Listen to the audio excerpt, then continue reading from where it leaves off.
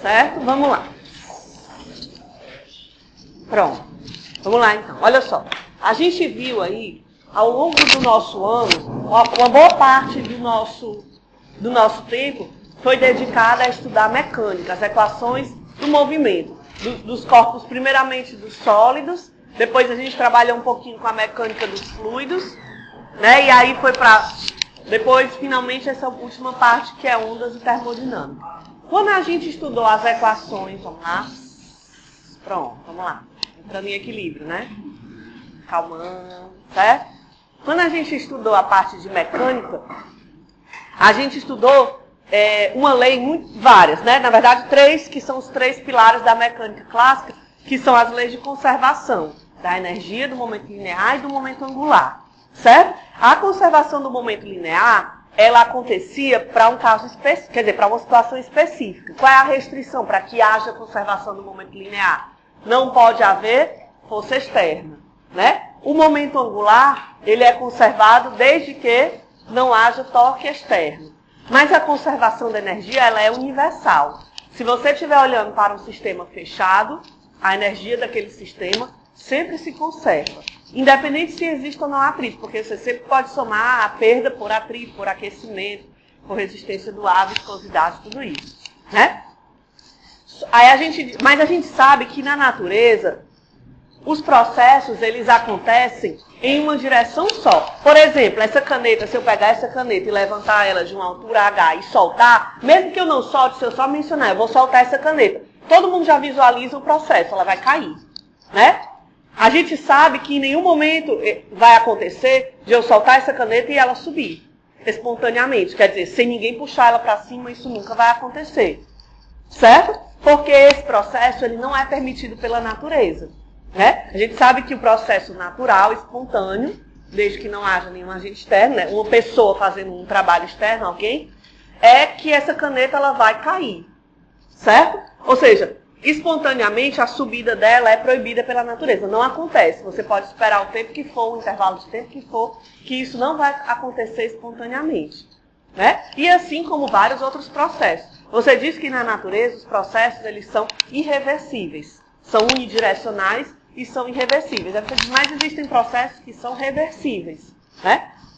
Tudo bem, existem processos reversíveis. Mas, na verdade, na natureza, se você considerar que existe atrito, se você considerar que existe resistência do ar, de fato, nenhum processo é totalmente reversível. Né? Todos os processos ditos reversíveis, na verdade, quando você reverte o processo, ele não volta exatamente ao estado que ele tinha anteriormente, porque houve perda por atrito, porque houve perda por resistência do ar, por viscosidade, tudo isso. Então, você sempre vai ter essa perda. E essa perda é irreversível. Você não consegue recuperar. Por mais que você que você desenvolva algum mecanismo de aproveitamento dessa perda, esse aproveitamento nunca vai ser total, nunca vai ser nem a metade. Sempre é muito pouco, né? Você consegue até reaproveitar um pouco, mas você não reaproveita tudo. Ou seja, o processo, na natureza, de fato, ele é irreversível, certo? Aí você diz, mas se eu pegar as equações que a gente estudou lá no começo do ano, as equações de movimento, x igual a x0 mais v0t mais 1 meio de at2, as equações de segunda lei de Newton, F igual a ma, ou F igual a dp dt, né? As equações de energia, 1 meio de mv2, 1 meio de kx2, mgh, se você pegar todas essas equações da mecânica clássica, e você olhar o processo natural, quer dizer, a queda, ou o processo impossível, que seria essa caneta subir espontaneamente, isso aqui continua obedecendo as equações de conservação da energia, concorda? Por exemplo, essa caneta aqui nessa posição, eu posso dizer que ela tem energia potencial gravitacional, MGH. Ela vai cair e isso vai se transformar em energia cinética. Você vai ouvir o som, né, uma energia sonora, perda. Ela vai talvez aquecer um pouquinho, energia térmica, perda. Se você somar tudo isso, essa energia é conservada. A energia potencial que ela tinha aqui tem que ser igual à soma da cinética, mais a perda por atrito, mais a perda por resistência do ar, mais a perda pelo som, certo? Se você olhar ao contrário, botar essa caneta lá embaixo e ela subir, ou seja, é como se você pegasse um filme e olhasse ele de trás para frente. né? Isso não viola as leis de conservação da energia, concorda?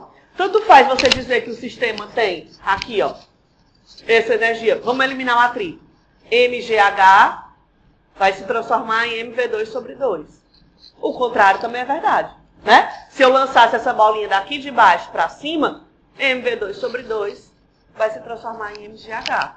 Ou seja, pelas leis da mecânica, não existe nada que proíba esse processo de acontecer do jeito inverso, né? Errado, de baixo para cima. Só que isso não acontece na natureza. Aí as pessoas começaram a tentar encontrar uma resposta para isso. Por que que as equações não proíbem, mas isso não acontece?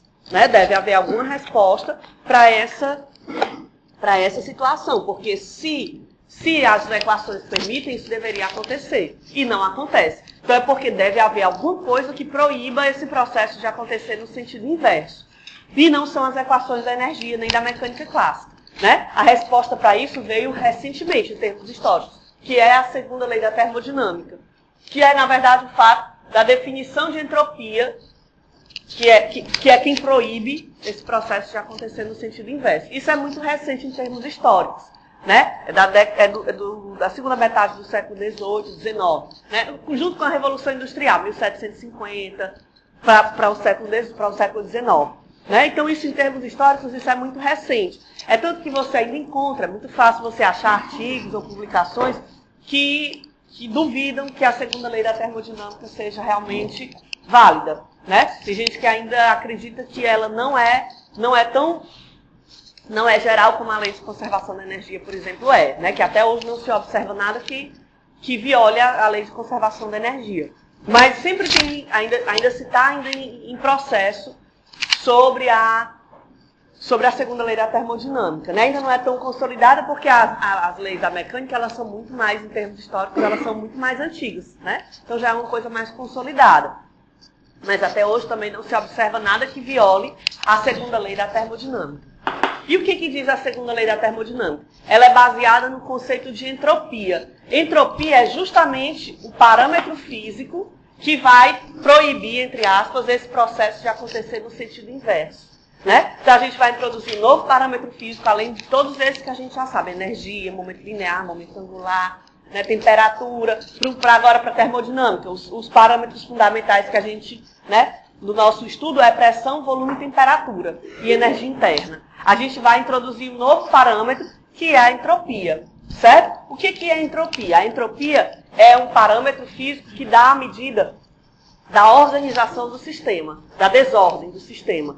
Quanto mais desorganizado for o sistema, maior é a entropia dele. Certo? É por isso que existem alguns processos que não vão acontecer. Por exemplo, você tem um gás. Né? Você tem uma garrafa com uma bebida com gás. Refrigerante, por exemplo. Aí você abre e o gás vai escapar. Você nunca vai ver, pode passar o intervalo de tempo que for, você deixar essa garrafa aberta e de repente o gás se juntar todinho e voltar para dentro da garrafa. Esse processo nunca vai acontecer. Apesar de que, pelas leis de conservação da energia, nada viola. O processo inverso, como se fosse um filme voltando para trás, quer dizer, as moléculas do gás se juntando todas e entrando de volta na garrafa, isso não viola as leis de conservação da energia.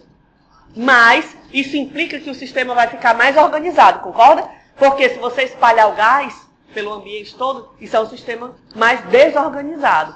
Se esse gás se juntasse todinho e entrasse de volta na garrafa, isso seria um sistema muito mais organizado. E isso é proibido pela natureza, pela entropia.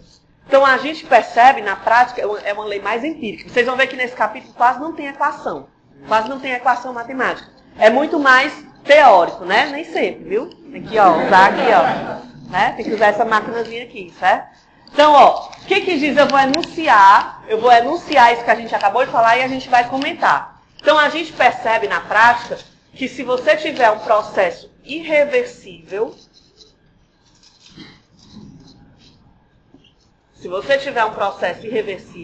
e na natureza todos os processos são de fato irreversíveis, né? Para processos irreversíveis em sistemas fechados,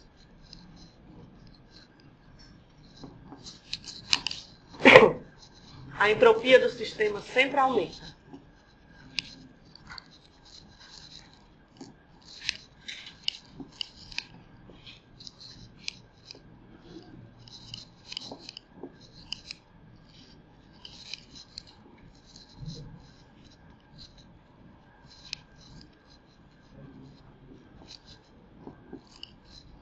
certo? Então vamos conversar um pouco mais sobre isso. A entropia é uma medida do grau de desordem do sistema, certo? Então, se a entropia sempre aumenta, é porque o sistema naturalmente tende sempre para a desordem. E é isso que a gente observa nos processos naturais, né? Como esse que eu citei, a expansão de um gás. Você nunca vai ver, por exemplo, você tem um balão de hélio e você estoura. Você nunca vai ver, passa o tempo que for, as moléculas de hélio de volta se agrupando e formando o balão que tinha estourado, né? Você tem um milho de pipoca, você dá uma energia sob forma de calor para ele e ele vai virar pipoca. Você nunca vai ver o processo inverso. O milho de pipoca voltando, a pipoca, aliás, voltando a ser o milho, né? Você nunca vai ver, por exemplo, você tem uma xícara de café, por exemplo, quente, né? Aí você está com frio, você vai lá e bota a mão em torno da xícara de café. O que você espera? Que depois de um certo tempo, qual seja o sentido de transferência de energia? Seja do café para a mão ou da mão para o café?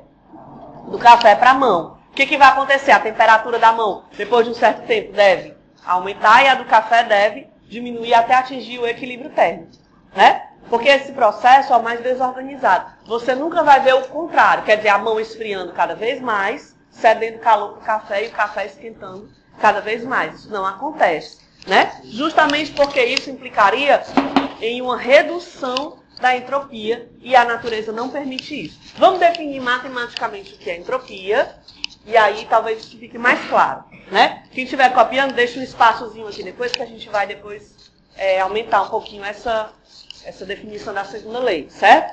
Então imagine que você tem um sistema, que seja composto por um gás, que está, a gente já fez até esse exemplo aqui, certo?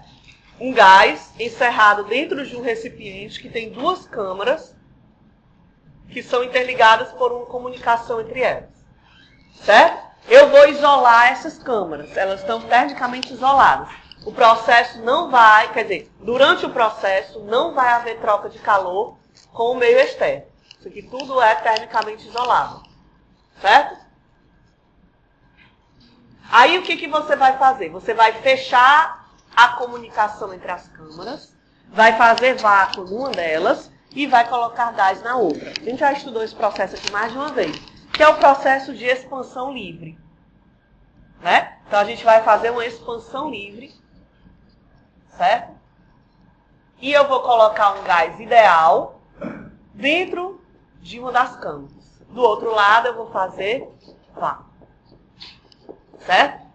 Então esse gás que está lá no lado esquerdo, ele está a uma certa pressão, né? Ele tem uma certa pressão característica que eu vou chamar de PI. Ele ocupa um certo volume, que eu vou chamar de VI. E ele tem uma certa temperatura TI. Isso vai definir o estado inicial do gás, né? Isso aqui, ó, define o gás no seu estado inicial. Eu quero fazer um processo de expansão livre. O que eu vou fazer? Abrir aquela comunicação entre as câmaras. E o gás vai se expandir, né? Se ele vai se expandir, ele vai atingir um novo estado final, né? Nesse estado final, ele vai ter uma nova pressão, que deve ser maior ou menor que a inicial? Menor que a inicial. Ele deve ter um novo volume, que deve ser maior ou menor que o inicial? Maior. E deve ter uma nova temperatura, que deve ser maior ou menor que a inicial? Igual. Porque ele não vai trocar calor com o meio. E não é só por isso, né? Porque só não trocar calor não quer dizer que a temperatura não varie, certo? Muito cuidado que essa confusão é muito comum. A gente associa muito calor à temperatura. Quando, na verdade, não é exatamente a mesma coisa. Você pode ter calor e não ter variação de temperatura, calor latente, né? E ao contrário, você pode não ter troca de calor e ter ali internamente variação de temperatura. Por que a temperatura é igual no estado final e no estado inicial? Porque isso aqui é um processo de expansão livre. Independente de qual seja o processo, ele tem que obedecer à primeira lei da termodinâmica, ó. Q menos W, né? Se esse sistema está termicamente isolado do meio externo, quem é o que aqui que ele troca com o meio externo? Não troca. É um processo fechado, adiabático, né? E se do lado direito tem vácuo, durante a expansão, apesar de o volume variar, esse gás não realiza trabalho para se expandir. Então, por conta disso, a energia interna é zero. Aí sim, se a variação da energia interna é zero, você pode garantir que a temperatura não varia, né? Porque a energia interna é NCV/dt. Então, se D é zero, dt tem que ser zero, certo?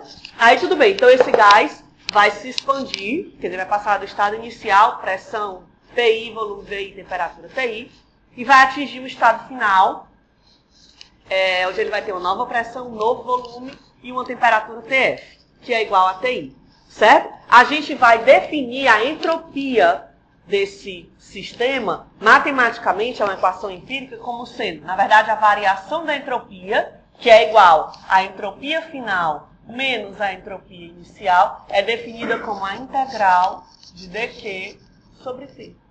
Desde o estado inicial até o estado final. Matematicamente, ela é bem simples de enunciar, né? É simplesmente integral de dq sobre T, certo? Vamos analisar o que diz essa equação. Essa equação diz assim, ó, preste atenção, que a entropia varia conforme o calor e a temperatura variam. Ó. Observe que a unidade de entropia deve ser quem? A unidade de entropia?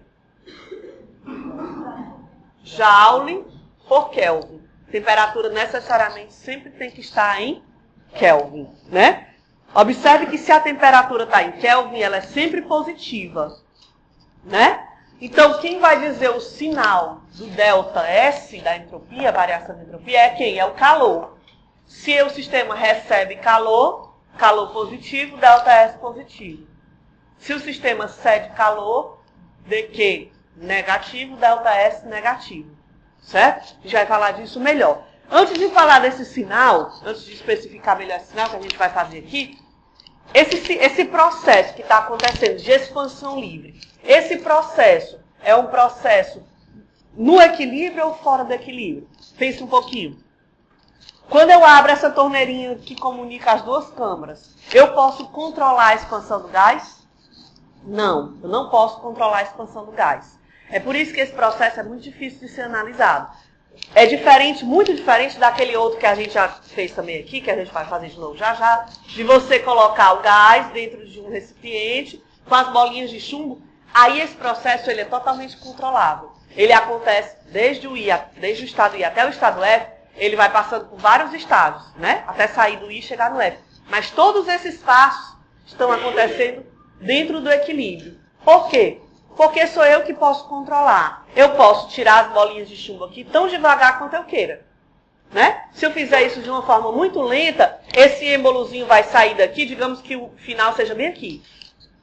Mas antes de chegar aqui, ele tem que passar por aqui, por aqui, por aqui, por todos os passos, né? Quando ele passa de um passo para outro, ele passa no equilíbrio. É o que a gente chama de processo quase estático.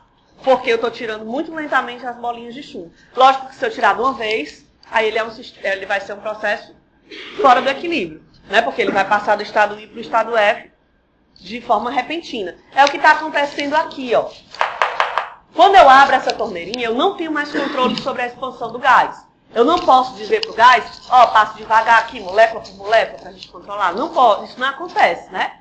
A expansão livre acontece de forma incontrolável. Até porque essas moléculas estão em movimento, então o que vai acontecer é que elas vão passar para o lado direito, depois voltar para o lado esquerdo, e vai ficar aqui um movimento aleatório que você não tem controle sobre ele. Depois que você esperar um certo tempo, lá no estado final, aí tudo bem. Esse gás vai entrar no equilíbrio e a temperatura final vai ser igual à inicial. Mas durante o processo de ir para F, ó, porque a entropia é definida, preste atenção, ó, durante o processo de ir para F, eu não posso garantir que essa temperatura vai se manter constante. Não posso garantir mais que o sistema vai acontecer, que o processo vai acontecer a temperatura constante. Preste atenção na dificuldade aí, ó. Eu tenho certeza que TI é igual a TF. Mas entre TI e TF, existe um monte de possibilidades e nesse percurso eu não garanto mais que essa temperatura é constante. Por isso eu não posso resolver essa integral de forma fácil. Porque eu nem sei como o Q depende de T e o T não é constante. Aí o que a gente faz? Aí você diz, eu posso traçar um diagrama PV desse sistema para tentar fazer a integral debaixo da curva, papapá? Pode, só que ainda assim vamos fazer o diagrama PV, ó. Está aqui o diagrama PV. VP. No estado inicial, esse gás tem uma pressão e um volume. Uma pressão e um volume. No estado final, esse volume aumenta ou diminui? Aumenta, então tá para cá. E a pressão? Diminui, então tá para baixo. Então tá aqui o ponto I, ó. Tá aqui o ponto F, ó. Certo? Tá aqui o ponto I, tá aqui o ponto F, né? No caso, I e F. Mas você não pode traçar uma curva ligando I a F. Por que você não pode traçar uma curva? Porque eu não sei como é que a pressão, o volume e a temperatura vão variar nesse intervalo. Elas vão variar de forma incontrolável e aí você não pode traçar uma curva. Então também não dá para fazer a área debaixo do gráfico. Você diz, então como é que a gente vai resolver esse problema? A gente vai trocar esse problema que a gente não consegue solucionar por outro que seja semelhante e que a gente consegue solucionar, certo? Que é justamente um processo reversível. Esse processo lá da expansão livre, ele é reversível ou irreversível? Irreversível, né? Porque independente do tempo que você esperar, depois que essa torneirinha for aberta, você nunca vai ver o gás se concentrando aqui de volta, juntando aqui no caminho e voltando para o lado esquerdo espontaneamente. Isso não vai acontecer, né? Depois que essa torneirinha for aberta, a expansão livre é irreversível. O processo vai acontecer e você não tem mais como retornar ao estado inicial. Mas existe um processo semelhante a esse, que é reversível. Digo reversível entre aspas, porque ele vai ser reversível se eu desprezar o atrito, né? Que é o que a gente vai fazer. Então vamos trocar aquele processo lá por um processo reversível, que a gente pode controlar. Primeiro, esse é um processo de expansão livre, ó, expansão. Então o que tem que acontecer com o volume? Aumentar. E durante esse processo, quer dizer, de I até F, a temperatura tem que se manter constante, certo? Ora, vamos pensar num processo que a gente conhece que obedece a isso daí. É isso que eu acabei de colocar aqui, ó. Se você pegar um cilindro termicamente isolado, exceto pela base, colocar essa base em contato com um reservatório térmico, presta atenção, e colocar um gás, reservatório térmico, aí você vai colocar um gás ideal, o mesmo gás ideal que você tinha colocado lá dentro, você vai colocar dentro do cilindro, né? E você tem que fechar esse cilindro, porque senão o gás vai sair. Você vai fechar ele com um êmbolo que pode se mover, certo? Aí lá dentro você tem o gás ideal, certo? Você quer fazer o quê? Você quer reproduzir aquilo que aconteceu lá. Então, o que eu vou fazer? Se eu não colocar nada aqui em cima, esse êmbolo pode escapar. Então eu vou botar um recipiente com bolinhas de chumbo, vou colocando essas bolinhas de forma bem lenta, até que o gás atinja o volume que ele tinha lá, naquele processo, até que o gás atinja a pressão que ele tinha lá naquele processo e a temperatura que ele tinha na expansão livre. Então eu vou ter o gás nas mesmas condições iniciais que eu tinha na expansão livre, certo? Então o gás agora está no mesmo estado inicial que ele estava naquele processo. O que eu vou fazer? Eu quero que ele se expanda, quero que a pressão diminua, né? O volume aumente e a temperatura fique constante. Então se eu quero que ele se expanda, o que eu vou fazer aí? Retirar as bolinhas de chumbo de cima do êmbolo. Vou fazer isso, aí sim. Se eu fizer isso de forma abrupta, não vou ter vantagem nenhuma, vou ter aquele mesmo processo, né? Então o que eu vou fazer? Vou tirar as bolinhas de forma bem lenta, justamente para ter o controle total sobre o processo, para ele acontecer no equilíbrio. Então eu vou tirar lentamente as bolinhas de chumbo daqui de dentro, ó, até que esse gás atinja um novo volume, uma nova pressão e uma temperatura que se mantém, deixar a temperatura em suspenso, certo? Então, o que vai acontecer? Eu estou reproduzindo exatamente aquele processo, só que a vantagem que eu ganho com esse processo aqui da direita é que esse processo eu posso controlar, né? O volume dele vai aumentar, porque ele se expandiu, o êmbolo subiu, então o volume vai ser maior que o inicial, a pressão deve diminuir, porque você afastou o êmbolo, então as moléculas vão bater com menos força lá naquele êmbolo, e eu quero que a pressão se mantenha constante. Pensa um pouquinho. Imagine, se esse êmbolo simplesmente subisse, o que você esperaria que acontecesse com a temperatura? Aumenta, diminui ou se mantém constante? Diminui, a temperatura iria diminuir, mas eu não quero que ela diminua. Eu quero que ela se mantenha constante. O que eu tenho que fazer? Fornecer calor para o sistema. Então o sistema vai, o gás, aqui é o gás, ele vai receber calor a partir do reservatório térmico.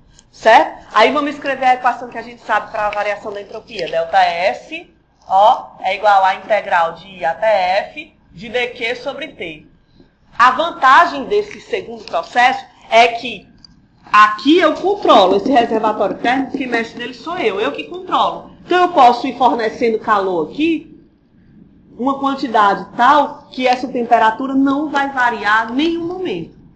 Aí sim eu posso garantir que de I até F, em todos os passos, a temperatura não vai variar, vai se manter constante. Se ela não varia, ela não precisa ficar aqui dentro da integral. E aí eu vou ficar simplesmente com 1 sobre T, integral de dQ, de I até F. Quem é a integral de dQ?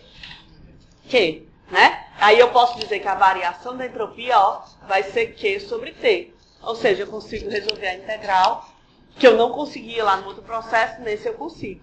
Vamos olhar para cá, ó. A temperatura é positiva ou negativa?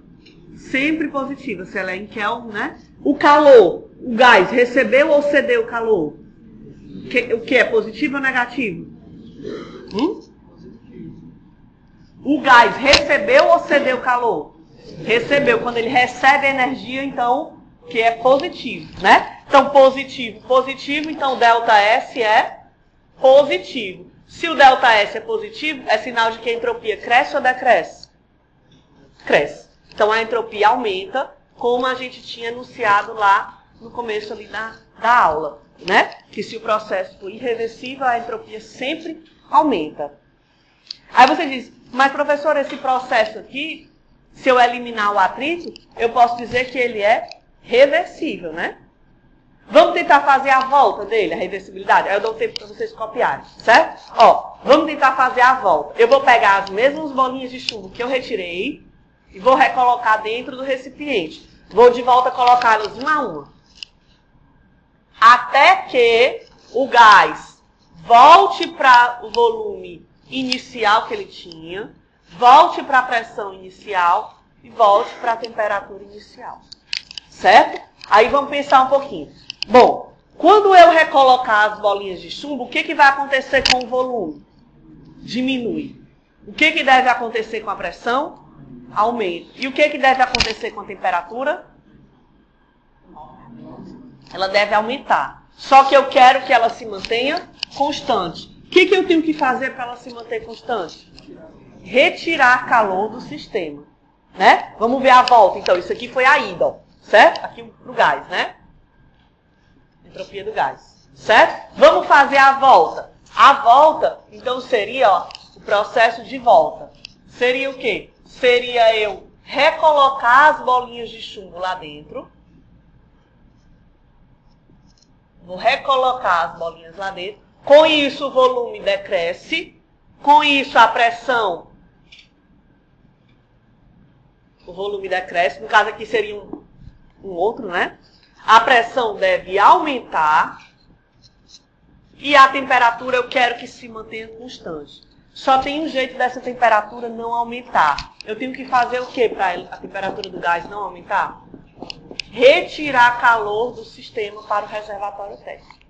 Aí vamos escrever a equação da entropia. ΔS é igual à integral de dQt sobre T. Desde I até F. Se eu controlo esse processo, eu posso garantir que essa temperatura não vai variar, certo? Então eu posso de novo tirar a temperatura de dentro da integral e vou ficar só com integral de dq, que é Q. Então eu posso escrever de novo que ΔS é igual a Q sobre T.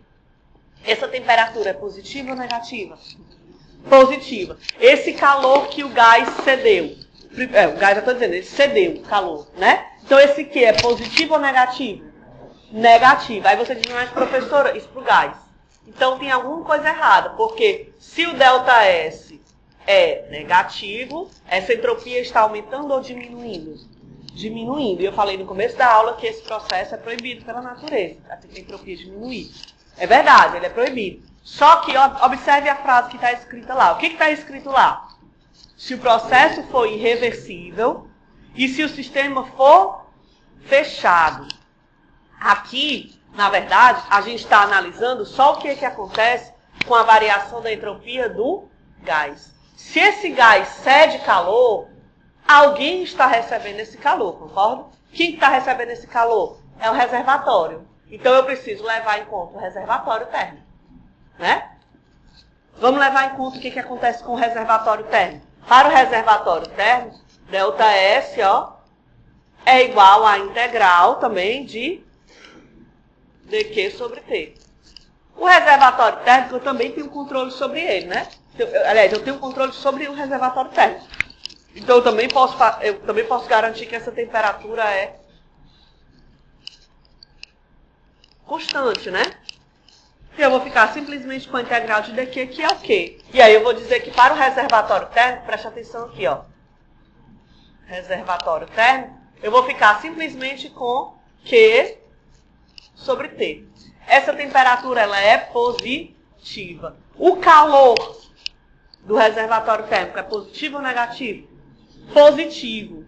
E mais, ele é positivo e em módulo ele é igual ao calor que o gás cedeu, concorda? Porque se o gás cedeu, o reservatório térmico recebeu.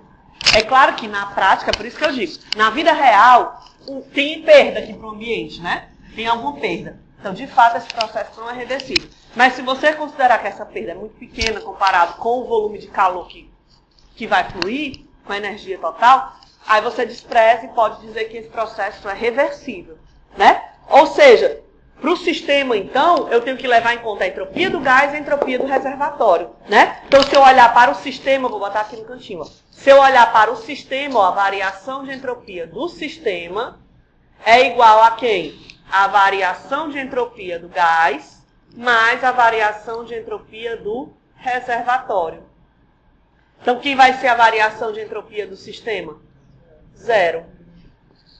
Vai ser menos Q sobre T mais Q sobre T, igual a 0. E aí a gente completa a segunda lei da termodinâmica, dizendo exatamente o quê? Que se o processo for irreversível em um sistema fechado, a entropia aumenta.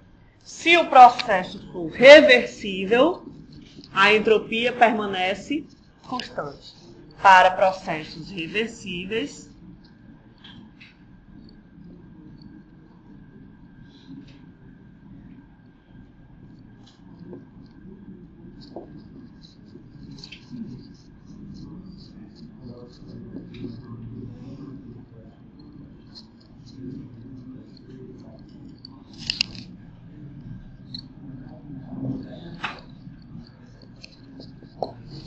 certo?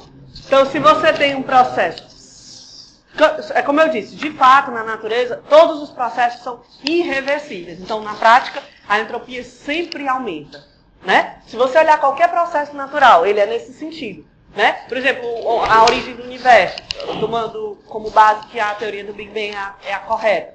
Você tem exatamente a segunda lei da termodinâmica sendo obedecida, né? Você tinha, no começo, toda a massa concentrada num ponto, sistema completamente organizado, e depois a desordem, né?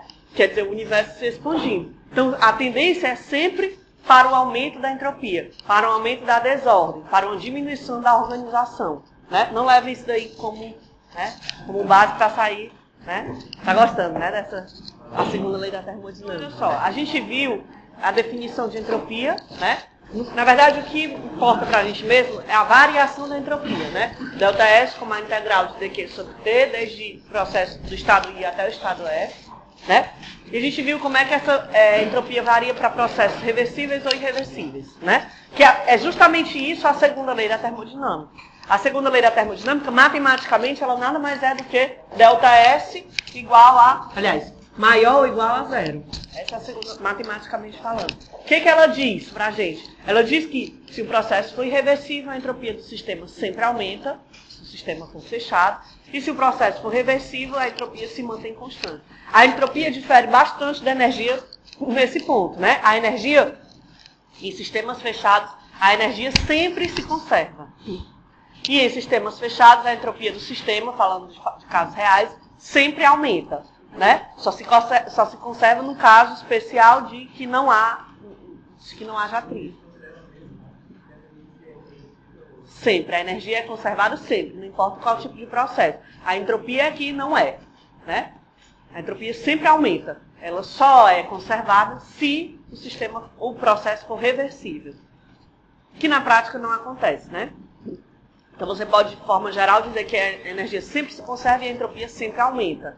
Certo? A entropia, aí você diz, a energia, que a gente já conhece bem, já está habituado com as equações e tudo, a energia é o que a gente chama de uma função de estado. O que é uma função de estado? É uma função que só depende do estado inicial e do estado final. Por exemplo, quando você pega essa caneta e solta, não importa se ela cai em linha reta, não importa se ela desce uma rampa, não importa se ela dá várias piruetas, não importa. O que importa é que ela vai ter, a variação de energia dela é MGH. Só depende do quê? Do estado inicial e do estado final. Não importa qual foi o caminho que essa caneta escolheu para sair do estado I e chegar ao estado F, concorda? Porque a energia é uma função de estado. Só depende dos estados inicial e final. Né? A pressão é uma função de estado, o volume é uma função de estado, a temperatura é uma função de estado, a energia é uma função de estado e a entropia também é uma função de estado. É isso que a gente vai mostrar aqui agora. Que a entropia não depende de como o sistema foi do estado I para o estado F. Inclusive, a gente mostrou isso aqui. Né? Quando eu tinha aquela expansão livre, eu tinha um certo processo. Aqui, o que foi que eu fiz? Eu reproduzi o estado inicial que eu tinha naquele processo e cheguei no estado final que eu tinha quando eu tinha aquele outro processo. Só que o caminho que eu segui foi completamente diferente. Lá era uma expansão livre. Aqui é uma expansão isotérmica, controlada. Né? Então, são processos diferentes. Mas, se o sistema sai do mesmo estado I e vai para o mesmo estado F, a entropia, a variação dela é a mesma nos dois processos, porque ela não depende do caminho que você seguiu. Vamos mostrar isso aqui na prática, certo? Então, vamos mostrar que a entropia é uma função de estado. A entropia como função de estado. Para isso, eu vou usar a primeira lei da termodinâmica, que é geral, independente do processo. Né? A primeira lei da termodinâmica diz o quê? Que a variação da energia interna é igual ao calor menos o trabalho. Vou escrever isso de forma diferencial. Vou usar isso para um infinitésimo, né? Para um passo bem pequeno do meu processo. A variação da energia interna, ela depende da temperatura. A gente viu isso na aula passada, né? Na aula passada eu disse para vocês que a gente sabe que a energia interna é uma medida da temperatura, mas a gente não tinha uma equação que ligasse a energia interna com a temperatura. Na aula passada a gente mostrou 3 meios de nRT, não foi? Trocando esse 3 meios de R pelo CV, ó, energia interna, a gente mostrou que é 3 meios de nRT. Se eu trocar esse 3 meios de R, né? Se eu trocar esse 3 meios de R pelo CV, eu posso escrever a variação da energia interna como NCV, como eu estou falando de delta E, delta T. Né? Para energia interna. Igual a dQ, que seria o trabalho realizado? Para qualquer processo, ele é a integral de PDV. Como eu estou falando do processo infinitesimal, dW é simplesmente PDV. PDV. PDV. Onde esse P é a pressão, né? E esse gás é um gás ideal. Se ele é um gás ideal, PV igual a nRT. Vou substituir esse P por nRT sobre V, né? Vamos lá. NCV dt igual a dQ menos PDV nRT sobre V dV. Olha só. O que eu estou querendo mostrar? Que a entropia é uma função de estado. Aí você olha para essa equação. Bem aqui aparece um dQ. O que é entropia? Q sobre T. Aí você já tem que ter um pouquinho, já está no final do ano, já deu para, né, ter um pouquinho de, né, maturidade para enxergar. O que eu vou fazer aqui para achar a entropia? Primeira coisa que eu vou fazer, dividir todo mundo por T. E depois, integrar todo mundo. Vamos lá. Divide todo mundo por T. Divide todo mundo por T. E aí, o que eu vou obter? Vai ficar assim, ó. NCV dt sobre T, vou botar aqui, ó, NCV dt sobre T, igual a dq sobre T, menos, aliás, desculpa, não passei para o outro lado, aqui vai embora, ó. Vai ficar só NR dv sobre V. NR dv sobre V. Vou isolar o dq dt, porque ele vai me gerar entropia, vou passar o último termo para o lado esquerdo. Vai ficar positivo. Então vai ficar assim, ó, dq dt, aliás, dq sobre t, desculpa, vai ficar ncv dt sobre t mais nr dv sobre v. Ora, mas eu quero a entropia, né? O que eu vou fazer então com essa equação? Vou integrar todo mundo, dos dois lados, né? Desde I até F. Desde o estado inicial até o estado final, né? Estado inicial ao estado final, estado inicial ao estado final. Fazendo isso, quem vai ser o termo que está do lado esquerdo? A variação da entropia, né? ΔS. ΔS, N é quem mesmo aqui? Número de mols. Constante ou variável? Constante. CV, constante. É o calor específico molar, volume constante. É uma constante. Então vai ficar simplesmente a integral de dt sobre t, que é quem? Ln de tf sobre ti. Mais nr aqui, ó, também podem cair fora e vai ficar simplesmente a integral de dv sobre v, que é ln de vf. Pronto, a gente mostrou então aqui, olha para essa expressão. Observe que isso aqui eu não fiz nenhuma restrição, não disse que o processo era irreversível, nada. Essa equação ela é geral, né? Ela serve para qualquer processo. E ela mostra, além dela ser uma outra maneira de escrever a entropia, ela mostra aqui que realmente a entropia é uma função de estado.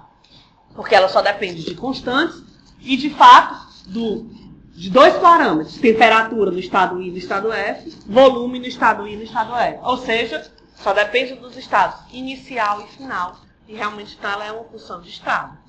Certo? Independente se você usa qual das duas expressões que você usa para medir a entropia, a unidade sempre vai ser o Joule por Kelvin, né?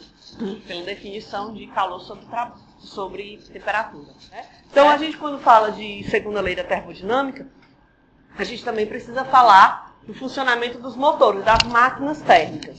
Certo? O que é uma máquina térmica? Na verdade, todas as máquinas, elas são máquinas térmicas, porque elas funcionam com combustível, seja lá qual seja esse combustível, se for água, se for máquina a vapor, motor a vapor, se for mistura de gasolina com ar, se for motor de um carro. Então, toda máquina térmica precisa de um combustível e toda máquina térmica opera em ciclos, né? Esses ciclos ou tempos, como a gente costuma chamar, vai depender de que motor, de que máquina térmica você está falando. Se você estiver falando de um motor de um carro, é um motor que opera, é um motor que a gente chama de 4 tempos. Né? Então, o ciclo ele tem 4 processos termodinâmicos, digamos assim. Né? Você comprime o gás, você expande o gás, tem a explosão. A gente vai ver melhor hoje à tarde, que eu vou trazer a simulaçãozinha, eu vou mostrar para vocês como é que é a simulação de um motor, de um carro comum. O motor é aquele da Ford, certo? Então, normalmente os motores, as máquinas térmicas, elas operam em ciclos.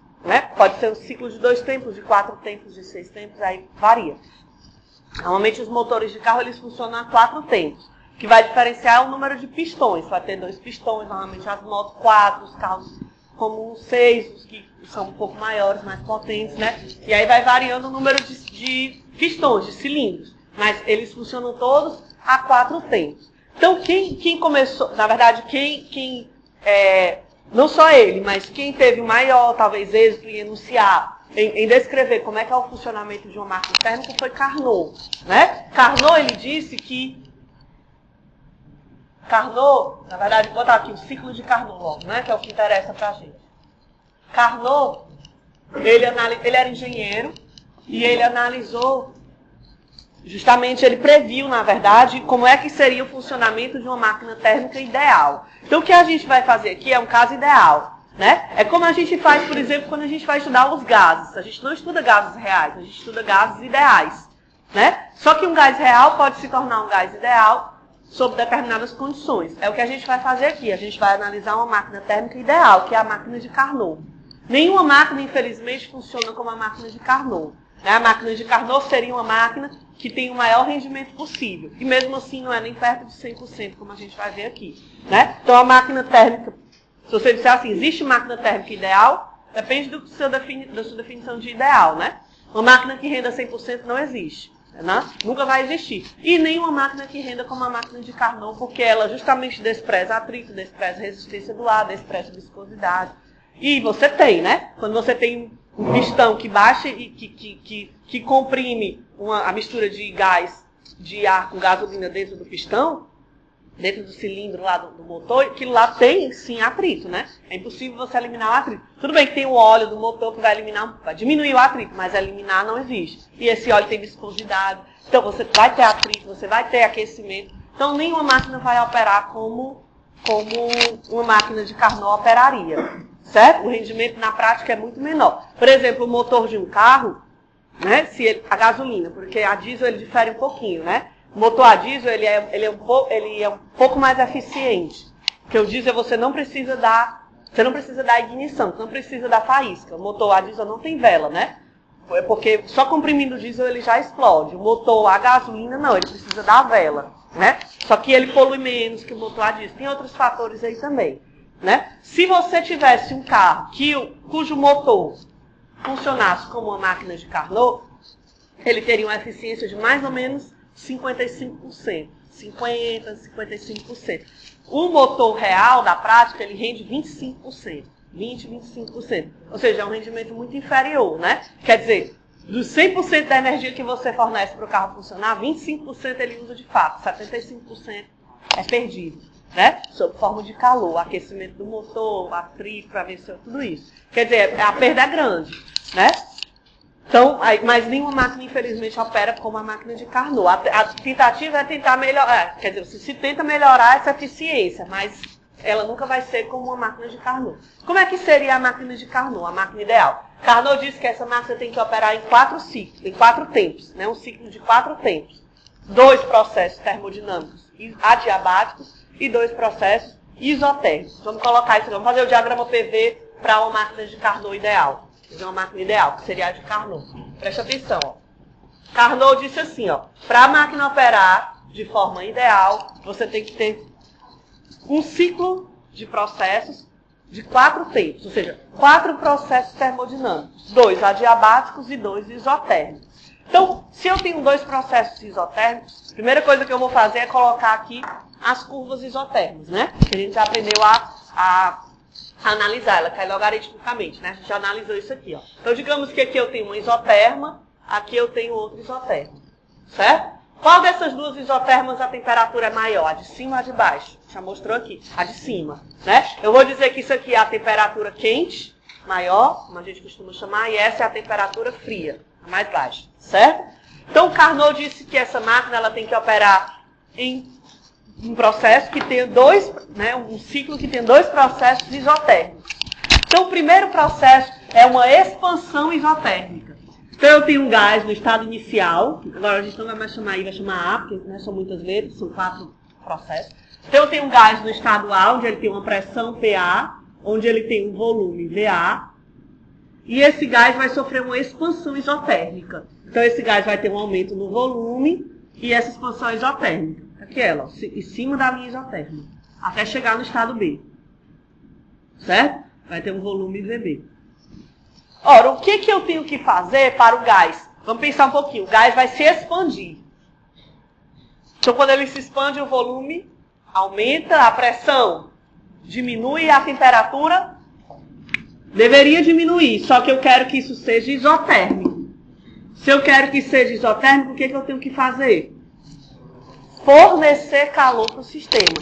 Então, durante o primeiro tempo do ciclo, esse sistema vai receber calor da fonte quente, o combustível. Vamos supor que seja gasolina, gás aí qualquer. Vamos botar gás que é mais fácil de analisar. Esse gás vai receber energia sob forma de calor. O segundo passo seria uma expansão também, só que uma expansão adiabática. Ou seja, uma expansão onde o gás vai ter vai sofrer um aumento de volume, vai sofrer uma redução na temperatura, uma redução na pressão, mas não vai trocar calor com o meio externo. Ou seja, é um processo adiabático. Vamos colocar aqui, ó. O processo AB é um processo isotérmico. É uma expansão isotérmica, né? É uma expansão isotérmica. Ou seja, acontece a temperatura constante. E nesse processo AB, o sistema recebe calor. Calor é positivo. Ele recebe calor da fonte, né? No processo BC é um processo adiabático. Se é um processo adiabático, quem é o calor? BC. Calor BC é 0. Vou botar assim para ficar igual. E o calor AB é positivo.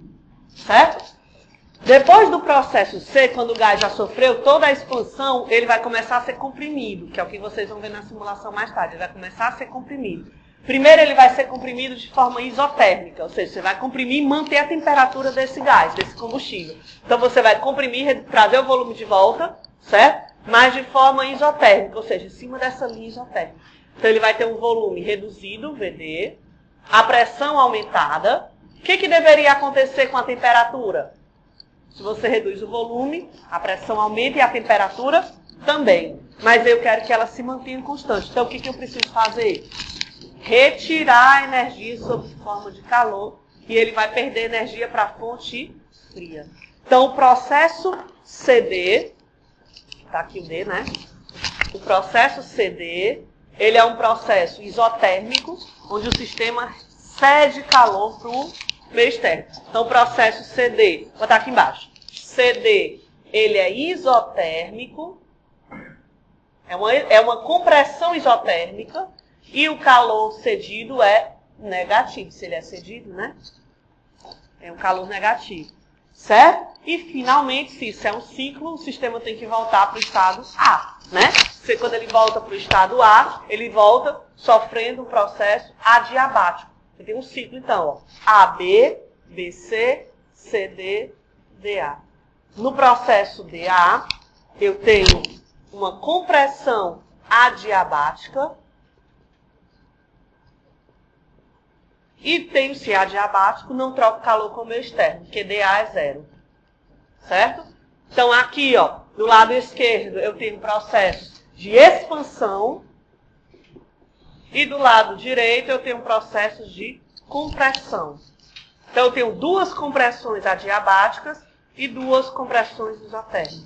Aliás, eu tenho uma compressão adiabática, uma compressão isotérmica, uma expansão adiabática e uma expansão isotérmica. Eu tenho 4 processos termodinâmicos. Certo? O BC é... Opa, não, desculpa. É verdade, é em cima e embaixo, né? Eu troquei. Aqui, ó, peraí. Os dois processos de cima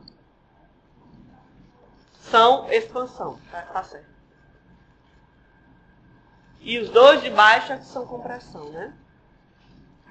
Se eu tivesse botado na mesma coluna. Pronto.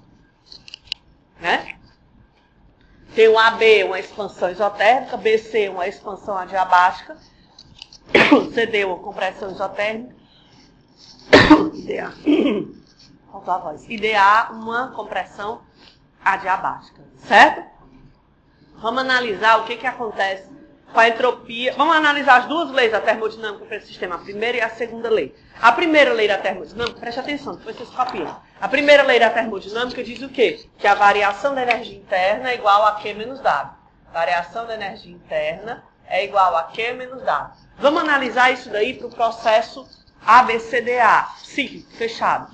Certo? Se eu tenho um processo fechado, ABCDA, quem é a variação de energia interna ao longo desse ciclo? 0. Se a energia interna é uma função de estado, toda função de estado, quando eu volto para o estado inicial, 0, né? Porque vai ser o final menos o inicial, são iguais. Então, se o processo for fechado, a energia interna não varia. E eu vou ficar simplesmente com o calor igual ao trabalho. Só que eu tenho dois calores, concorda? O que ele recebeu e o que ele cedeu. Então, de fato, esse trabalho vai ser igual ao calor recebido menos o calor cedido. E módulo, pra você não se preocupar com isso daí, com o sinal. Certo? Isso é a primeira lei da termodinâmica. A segunda lei da termodinâmica. Primeira lei. A segunda lei, vamos lá. Entropia. Variação de entropia é igual a Q dQ sobre T. Vamos lá. Eu tenho 4 passos. AB, BC, CD, DA. É isso? Primeiramente, nos processos adiabáticos, nos dois, o que você pode dizer sobre a entropia do sistema? Por quê? Porque se o processo for adiabático, que são BC e o DA, não tem troca de calor com o meio. Então, o dQ é 0. Então, BC e DA são processos adiabáticos. Então, dQ é igual a 0. E nos outros dois processos, o que você pode dizer? O que eles têm de especial? A temperatura é constante. Se a temperatura é constante, ela sai da integral e fica só a integral de dQ, que é o próprio Q. Então, vai ficar assim, ó, a variação da entropia. No processo AB, ele acontece a temperatura constante, TQ, né? E o calor é simplesmente o calor da fonte quente. QQ sobre TQ. Aqui, ó, fonte fria, o calor é recebido ou perdido? Perdido. É positivo ou negativo? Negativo, e ele é perdido para a fonte fria, e isso acontece a uma temperatura fria. Só que se esse processo, se eu estou analisando o processo ABCDA, fechado, o que eu posso dizer sobre a variação da entropia, sendo ela uma função de estado? 0 também, do mesmo jeito da energia, né? Ou seja, eu posso dizer então que se isso aqui é 0, QQ sobre TQ é igual a QF sobre T. Vamos guardar essas duas informações aqui, que a gente vai usar agora, ó, essa primeira e essa segunda. Vamos usar essa informação para definir o rendimento de uma máquina térmica de Carnot. Vamos lá. O rendimento, bom, o que é o rendimento? Se você tivesse que medir o rendimento de alguma coisa, que medida você faria? Não precisa ser matemática, não, em português mesmo. Hã? Pronto. Então, o rendimento deve ser o que eu usei pelo que eu tinha disponível para usar, né? O que eu fiz de um todo que eu tinha para fazer. Então, vai ser a energia usada, ou útil, como você queira chamar, dividida pela energia total, né? Total. Quem é a energia útil? O que foi que você usou? É o trabalho que você realizou, concorda? O trabalho realizado é justamente a energia útil, ó. Que energia foi disponibilizada para você realizar esse trabalho? Quem? Olha para a figura lá. Qual foi a energia que foi fornecida para o sistema para ele realizar o trabalho? O calor da fonte quente, né? Ele recebe uma quantidade de energia da fonte quente, realiza um trabalho e o restante ele joga fora. Se você fosse colocar isso de forma esquemática, seria assim, ó. Digamos que aqui é a fonte quente, aqui é a fonte fria e aqui é o seu processo. Então, esse combustível ele vai receber calor da fonte quente. Uma parte desse calor ele vai converter em trabalho e o resto ele joga fora para a fonte fria. Por exemplo, uma usina nuclear. Uma usina nuclear, ela retira calor da fonte quente. Quem é a fonte quente? É a reação lá no núcleo do reator, né? Então, ele recebe calor dessa fonte quente. O calor vem da reação nuclear lá do núcleo do reator. Ele realiza o trabalho de girar a turbina e o restante, o excedente, ele joga na fonte fria. Um rio, um mar, alguma coisa que está próximo, né? Tem que ser um reservatório térmico muito grande, já que é uma usina nuclear. Então, um mar, alguma coisa...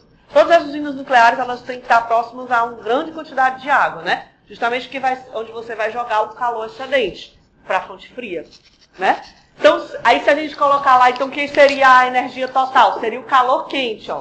Digamos assim, né? O calor da fonte quente.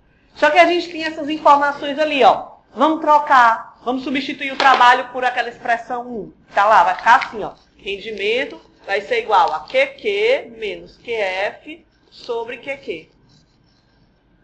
Então aqui, ó, 1 menos QF sobre QQ, né, ó. 1 menos QF sobre QQ. Mas QF sobre QQ, olha para cá. QF sobre QQ é a mesma coisa que TF, que aí você pode reescrever a equação do rendimento para uma máquina de Carnot como sendo 1 menos TF sobre QQ. Está aqui a explicação por que você nunca vai ter uma máquina que renda 100%. Por que você nunca vai ter uma máquina que renda 100%? Porque para isso aqui render 100%, essa segunda parcela tem que ser zero. Essa parcela só vai ser zero em duas condições. Ou a temperatura da fonte fria é zero, nunca a temperatura vai ser zero absoluto, porque zero absoluto não existe. Ou a temperatura da fonte quente é infinita, que também não acontece, né, por questões práticas, certo? Então essa máquina nunca vai render 100%. Qual vai ser o rendimento ideal dela? Vai ser quando a diferença de temperatura for a menor possível, né? Então, se você tem uma máquina que opere com a menor diferença de temperatura possível, ela vai ter o melhor rendimento possível. Uma usina nuclear rende bem melhor que um motor de um carro, né? O rendimento é 30%, bem melhor, né? O rendimento de um carro é 25%, da usina nuclear é 30%, né? É um pouco melhor, né? Mas, por exemplo, não é vantajoso, por exemplo, você usar ar-condicionado em locais muito, muito quentes. Ele não vai render muito bem, né? Por que ele não vai render muito bem? Porque você quer, lá fora está muito quente e aqui dentro você quer que a temperatura seja menor. Então, se você tem locais realmente muito quentes, é melhor não usar ar-condicionado, é melhor usar outro tipo, outro mecanismo, ventilação natural, alguma coisa, porque o rendimento do aparelho vai ser muito pequeno, né? Ou, por outro lado, você quer aquecer. É muito melhor você colocar um aquecedor em um local de clima temperado do que muito frio. Muito frio ele não vai render, porque lá fora vai estar extremamente frio e você quer que lá dentro a diferença de temperatura é tão grande que o rendimento vai ser muito pequeno, né? É melhor você usar um isolante, outras coisas, do que o aparelho o aquecedor, certo? Para a gente finalizar esse assunto, falta só falar dos refrigeradores. Pronto, vamos lá. O refrigerador nada mais é do que uma máquina térmica operando no sentido inverso, né? Ao invés de você receber calor de uma fonte quente e realizar trabalho e jogar calor para a fonte fria, o que você faz? Você tem alguma coisa, um motor, um compressor, que vai permitir que você retire calor da fonte fria e jogue para a fonte quente. Que o objetivo é reduzir a temperatura. Por exemplo, aqui esse aparelho de ar-condicionado é um refrigerador, né? Então ele está retirando o calor daqui da sala, do ambiente, e jogando lá para fora, né? Se você for para a parte lá para a parte externa do aparelho, ele vai estar bem mais quente, né? Então, quando você tem um refrigerador, você tem uma inversão no sentido da transferência de energia. Eu vou fazer esse mesmo esqueminha aqui, ó. Você teria uma fonte quente, você teria uma fonte fria e você teria trabalho sendo realizado, né? Só que o que acontece? Está aqui a sua máquina, né? Você vai, por conta de um trabalho de um motor, um compressor, no caso da geladeira, um compressor, vai permitir que você retire calor da fonte quente, da fonte fria, e jogue para a fonte quente. É invertido o sentido da transferência de energia. Então vamos calcular o rendimento para um refrigerador. O livro chama de K, né? Mais um K, né? Chama de K, certo? Mas é rendimento do mesmo jeito. Rendimento não importa de... Vamos lá, tá finalizando. Sei que vocês já estão cansados, mais 5 minutinhos a gente termina. Ó, então o que é o rendimento? É a energia que você usou pelo que você tinha disponível, né? Agora, preste atenção nessa situação. O que você tinha disponível? É o trabalho. É o trabalho do motor que vai te dar toda a possibilidade de você fazer o trabalho que você quer. Que é quem? Retirar calor da fonte fria. Então, o trabalho útil é o calor que você retira da fonte fria e o trabalho total disponível é o trabalho. Certo? Se você trocar de novo esse trabalho por QQ menos QF, K, rendimento da máquina térmica, vai ser QF, QQ menos QF. Aí aqui você pode, por exemplo, né, substituir QQ por TQ sobre TF, QF, por exemplo. Vamos fazer isso. Tudo faz, como você, né? Várias maneiras de melhorar essa equação. Vamos fazer assim, QF, aí tem QQ menos QF. Só que lá da equação 2, o QQ eu posso escrevê-lo como QF, TQ sobre TF. TQ sobre TF, QF, QF. A gente pode botar todos os QF em evidência. Vai ficar assim, ó. Vai ficar assim, ó. QF lá em cima. 1, QF aqui embaixo. TQ, TF, menos 1. Né? Ou seja, K vai ser igual a 1, TF, TQ menos TF, ó. Tira o mínimo, né? Sobre TF. Então, quem de fato é o rendimento de um refrigerador é TF, TQ menos TF. Certo? Então, você também vê que para um refrigerador, ele vai operar, o rendimento dele vai ser o melhor possível quando a diferença de temperatura for a menor possível, né? Quanto menor for a diferença de temperatura entre as fontes quente e fria, maior vai ser o rendimento desse refrigerador, como eu falei agora anteriormente, né? No caso do aquecedor e do refrigerador também, né? Quanto mais próximo tiver a temperatura que você quer da temperatura externa, melhor vai render esse aparelho, né? Então, se você tiver uma situação muito fria, muito quente, por exemplo, um refrigerador, digamos, um ar-condicionado, se lá fora você está num local muito quente, no deserto, por exemplo, não é vantagem você usar um ar-condicionado. É melhor outros tipos de mecanismos de fluxo de ar, né? De ventilação natural porque ele não vai render tão bem. Certo? Ou uma geladeira também, se você fica todo tempo abrindo e fechando a porta, o rendimento dela não vai ser tão bom. Né? É melhor você abrir a porta, deixar por um tempo e tirar ou colocar tudo que quer e depois fechar. Porque se você vai ficar variando todo o tempo a temperatura, o rendimento não vai ser tão legal.